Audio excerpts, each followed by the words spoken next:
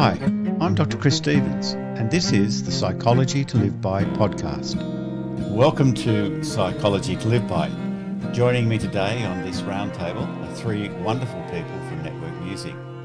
So I welcome Chris Norwood, Head of Strategy, Colin Novak, Music Manager, and Karen Mix, Director of People Operations. And we're discussing my podcast with Miles Spencer, and we're talking about a platform called Reflekta. But Miles has done so much in his life, it's hard to summarise. He's founded, financed and built and exited 3 digital media companies, and his new startup, Reflekta, is the subject for this podcast. Reflekta is an AI-driven platform for interactions with one's deceased loved ones. The big picture is that Reflekta moves beyond existing digital tools in assisting those who are bereaved or helping to counter memory loss. And it shifts it from that to more celebratory interactions such as intergenerational storytelling and legacy building. Behind this is a philosophy that Miles calls soul tech, or human-centered AI. In a broad-ranging discussion, we discuss many things, including the benefits for storytellers in creating their own legacy reflections, including for those who may have dementia or are near end of life, the benefits for family and loved ones in terms of comfort, resilience, and having a growing resource throughout life, growing one's relationship with a deceased loved one, the distinction between grief therapy and these legacy-based interactions, and the distinction between reflections and attempted simulations. The promotion of tradition and legacy for subsequent generations, and the broader social benefits of the passing down of wisdom at scale across people. We also discussed the thorny ethical questions involved, including the guardrails established by Reflekta to try to deal with these. So, with no further ado, here are my great friends from Network Music, and it's always lovely to see you, and I can see the sun shining in the background there. For you it's summer, for me it's winter, but probably the temperature is about the same.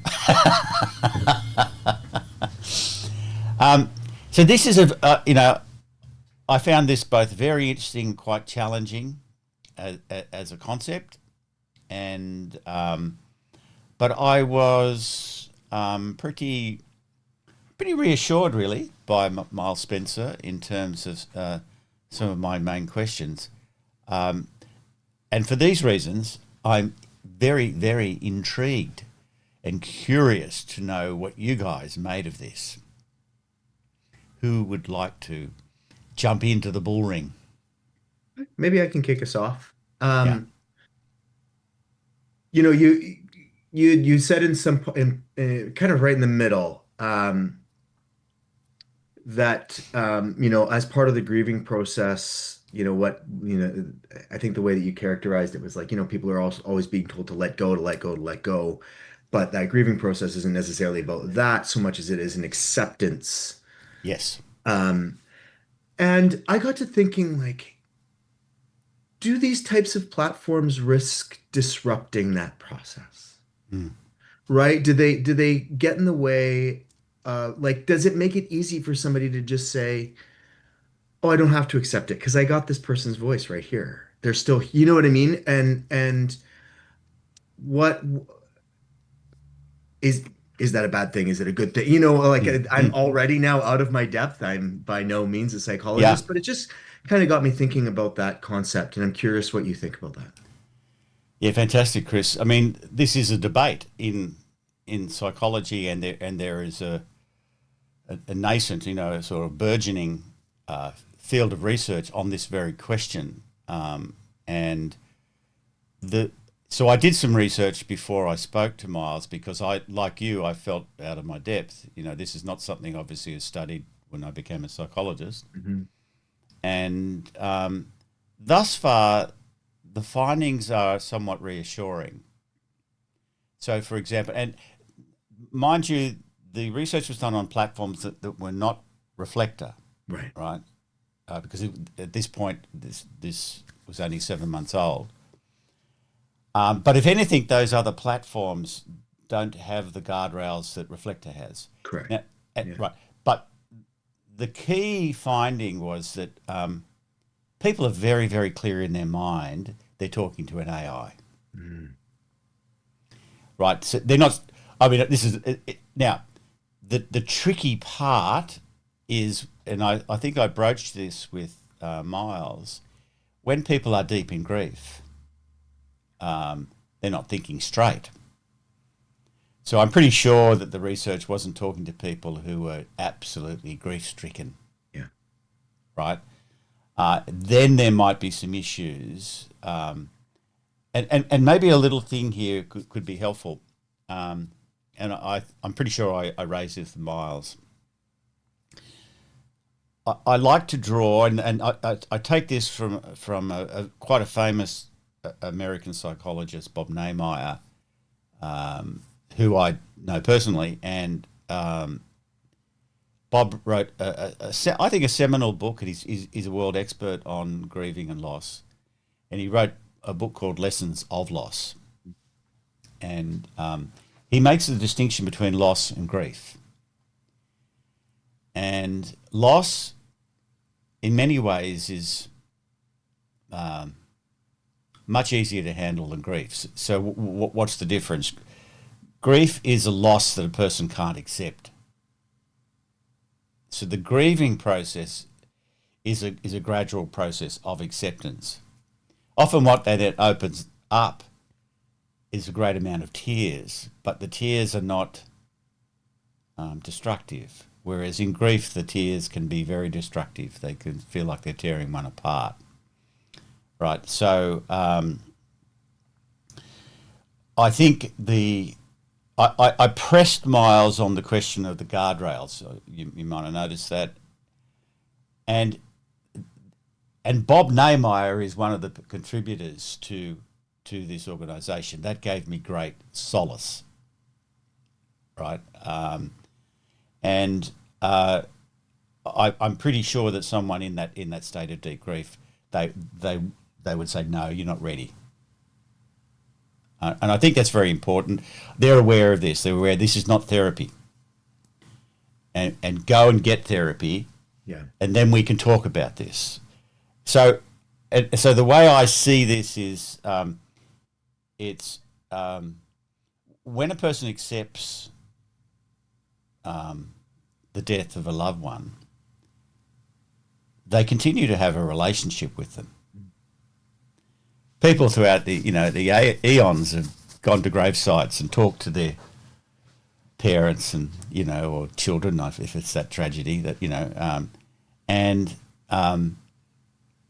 I obviously was reflecting on my own parents, both of whom have passed. I have little conversations with them every so often. Now I'm not mystically minded, by the way. I don't think it is, but I didn't go into this conversation with Miles about the soul. Remember at the end. But psychologically speaking, I think this is a very healthy thing. Yeah. Yeah. So I don't think for most people it's going to interrupt the grieving moving into the acceptance of loss. But I would worry about it if their guardrails aren't effective enough in that respect. I think it's a bit of suck it and see a little bit here, I think, because it's out there. Yeah. Yeah. It's also new, right? Like I think you said this in there as well, right? Like we're so at the front edge of what this looks like. And yeah. Yeah. Yeah, it's interesting too. He talked towards the end, I think, about, I think he calls him, there's one person who is the keeper. Yeah. And the keeper is usually, it's going to be an heir or it could be the person while they're still alive creating the reflection. And they determine what goes in. I think that's an important guardrail. I mean, there's no this thing, this AI entity. It can grow obviously with conversations with other family members, but those things don't get included into the biography Right. unless the keeper agrees. So there is that kind of thing as well. I think the key thing is this distinct. It's clear in the person's mind. This is not my dad. This is a reflection of my dad. Yeah. You know, and like looking at photographs or listening to tape. Only it's obviously more. Mm-hmm. Don't know. It's fascinating though, isn't it? It is. Yeah. What else, guys? Well, I have to say, like, very similar on the same vein as Chris, that like when I first started listening at first I was like, what is going on here? This Yeah, is yeah. crazy. And I was immediately went into the complicating the boundaries of the acceptance. Yes. And we've all had loss in our lives that, when I'm thinking about those significant losses, like, so anecdotally, to personalize it. So my mom passed away last August, and I was connecting with what you were talking about, the loop, the grief loop, and this sadness being the acceptance, and grief being, and just like watching my dad. Who I thought about was my dad in the situation. Like, would this benefit him? Mm. And I just kept coming back to absolutely not. This would be tragic for him. So it just, I was very thankful by the end of listening, because it just really opened me up to, like, okay, the concepts of bereavement, and the concept of he's so stuck in that grief. So Yeah. how do we get him past that so that he can then, maybe this would be, I'm just kind of going down the same alley that we were talking about, but it just struck me so personally because it's so relevant right now in my life. Yeah, and I think that most people are going to have an intuitive sense of, like you had an intuitive sense. Like if your father's like in the full throes of Totally. grief, this is not the thing. Also, I remember at the beginning of the conversation, Miles said their research showed that basically 50% just blankly say, "Nah, not for me." And my own straw poll of people, people go, "Ooh, ooh." It's just like, That was me at the beginning. I was like, wait a yeah, second. I got to rewind to the beginning. What is going on here? Because yeah, I hadn't, and it is, when you think about it, like, well, what a great concept to be able to, like, yeah, with the story keeping part, the like generational passing along of knowledge. That's great. But it yeah, just, at the off, I was like, this is nuts. yeah, yeah. And so it is challenging to the mind and challenging to our emotions because of the terrain, and interacting with. So Arthur is Miles's father, and they've got two of these reflections that you can just get on the website and have a chat to. And so obviously I did that, and it's not creepy when you do that. It just seems quite kind of normal. And of course, this is going to be an increasing part of everyday life. I had the experience recently. I had a problem with my electricity retailer, and it's slightly complicated in that this retailer is they allow you to trade on the electricity market, so you can buy and sell electricity according to the price. And I'd been moved onto a tariff scheme that I didn't like. And like all organisations, you ring and they say, basically they say, unless it's an emergency, send us an email. So send an email. And I had this lovely conversation with, what was his name? Something like Hugo. It wasn't Hugo, it was something like that. And Hugo was an AI agent. And Hugo was very helpful. So I had about 3 or 4 exchanges with Hugo, and then Hugo decided that he better pass it up the line, that I needed to actually talk to someone. So, but as with Arthur, my interaction with Hugo was fine. I knew, they'd put on it AI agents, you sort of know. So there's going to be more and more and more of this. And but I think it's definitely contraindicated for people like your father who are deep in the throes of grief. It'd be what we would call in psychology, it'd be too flooding. And he needs to do some of that work of acceptance, and then you can. I had a good friend here last night whose wife tragically died. She got, fairly early on in her life, got Alzheimer's and dementia, and she died a few years ago. He's now in another relationship, but he's still in relationship with his deceased wife. Very much talks about her a lot, laughs about her. Do you know what I mean? And so that's where I see this fitting in, allowing that relationship to continue, but also, in a sense, I'm interested in the wisdom piece as well. Yeah, a lot of that's going to be dependent, of course, on the quality. It's garbage in, garbage out, right? It's going to depend on the quality of the biography that you put in. Well, that's where I kind of like the keeper. Absolutely necessary, but then when I think about like family dynamics and who the keeper is, like they're narrating basically the story of what's going in, so how navigating that would be interesting. Well, but that happens anyway, doesn't it?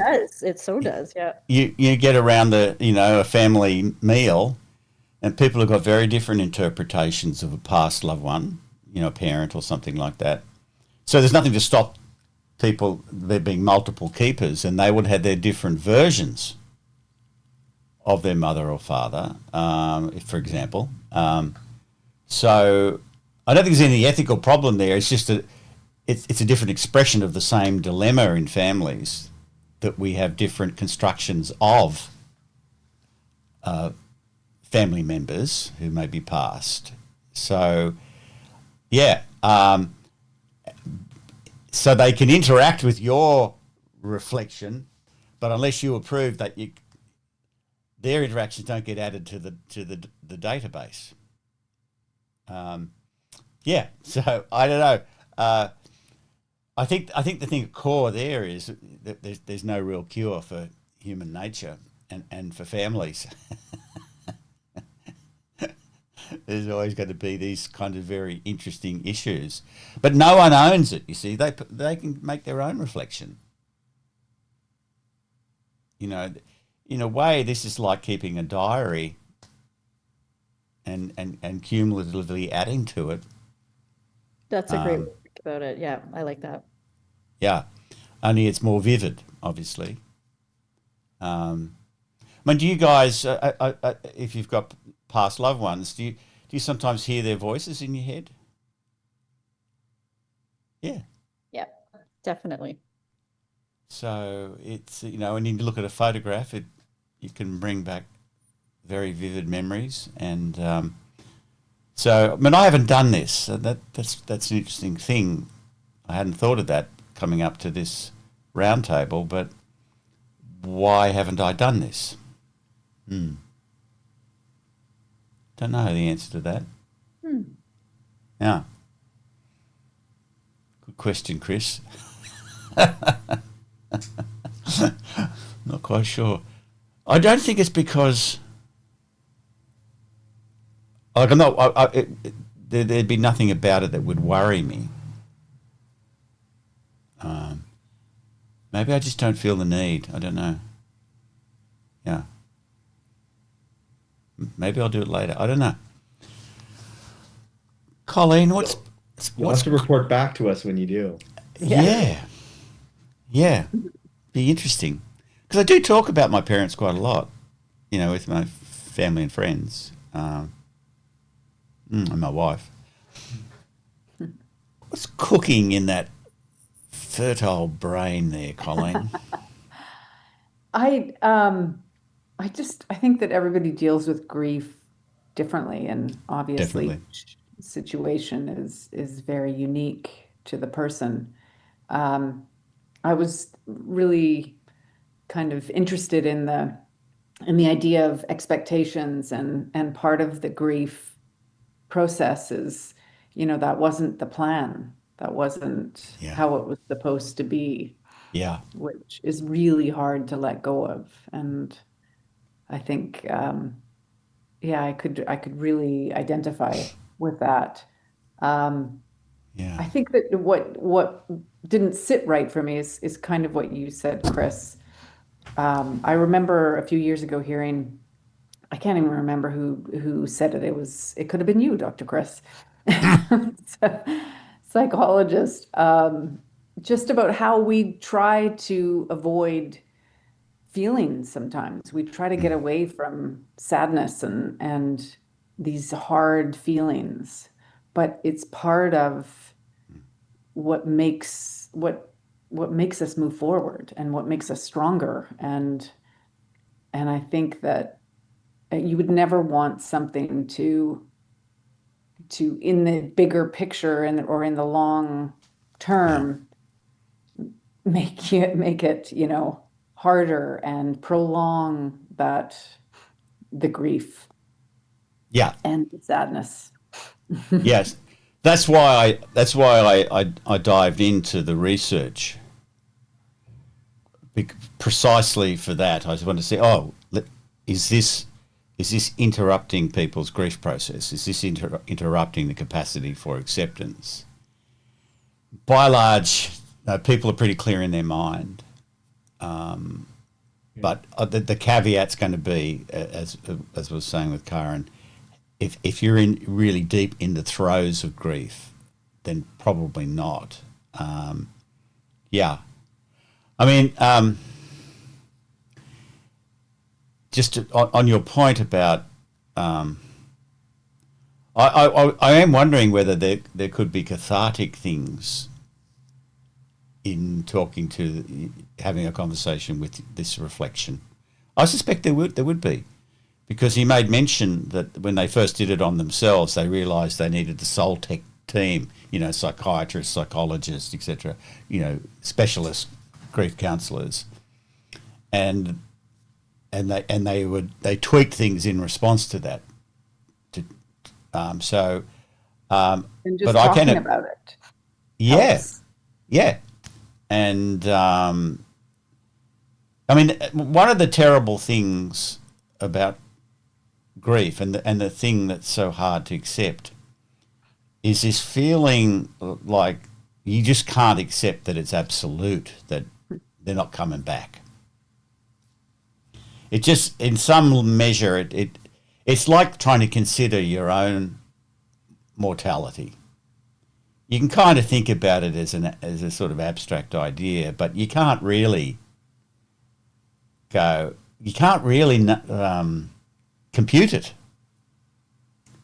How can I not be? And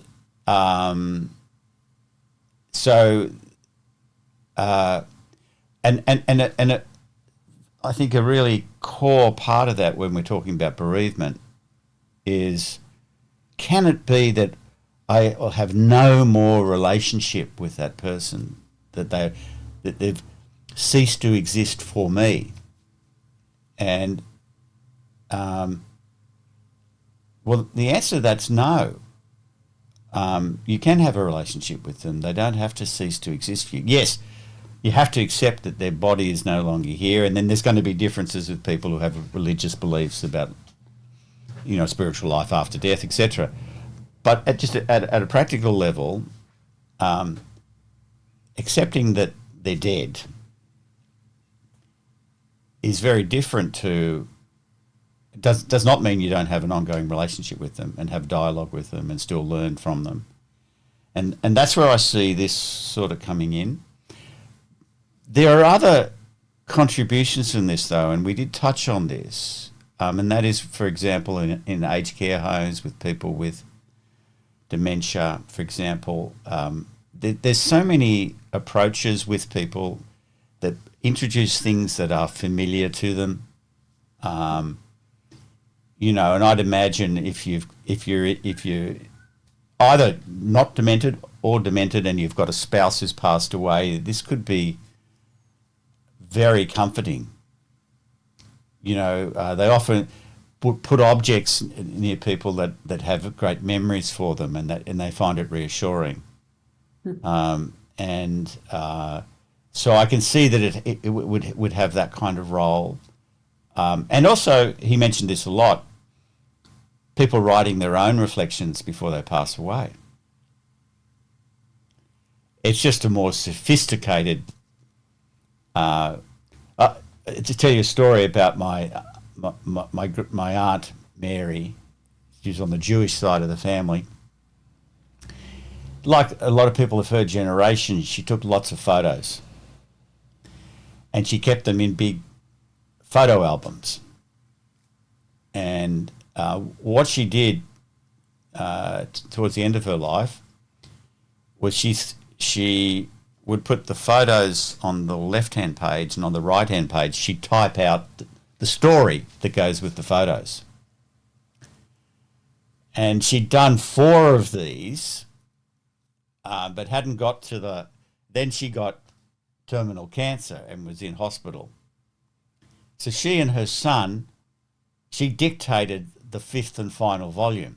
They chose the photos together, and she dictated, and then he'd type it out, and he'd glue it in on the right hand page. And you could imagine I was thinking about this when I was talking to Miles about Reflekta,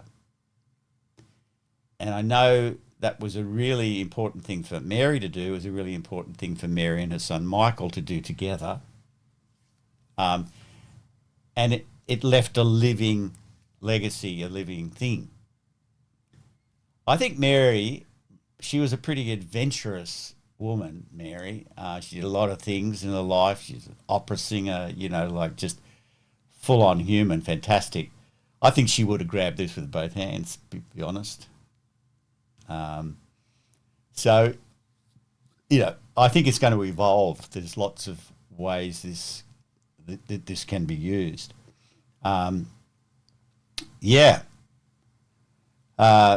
Anything else, my friends, before we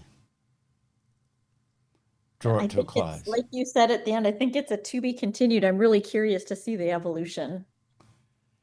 Yeah, it's been a few months since I talked to Miles too, so I probably should go back and have a look at the website and see if there's new things happening. I know they're researching internally as well, so that'll be interesting. And they're collecting the key bits of wisdom that are passed down and the key questions that are asked of these avatars, you know, these reflections. So I think that'll be a pretty useful resource, actually. I think psychologists would be interested in that. Oh, for sure, yeah.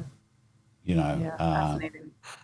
Yeah, but this one was a little bit more left field. But that's what I love about this podcast. We seem to be getting, you know, we're getting an incredible range of human creativity and human endeavour. And this is yet another expression of it. All right, my friend, speaking of which, human creativity and human endeavour, thank you so much for your contributions, for being who you are. And we'll talk again soon. Take good care of yourselves. Always a pleasure. Thank you. You've been listening to the Psychology to Live By podcast. If you like the podcast and want to know more, my website is www.drchris.life. There you'll find links to my various social media posts, a newsletter, and lots more. And share the podcast with people you like. so they can like it too. And a little more cello and guitar from the wonderful duo Desire and Date.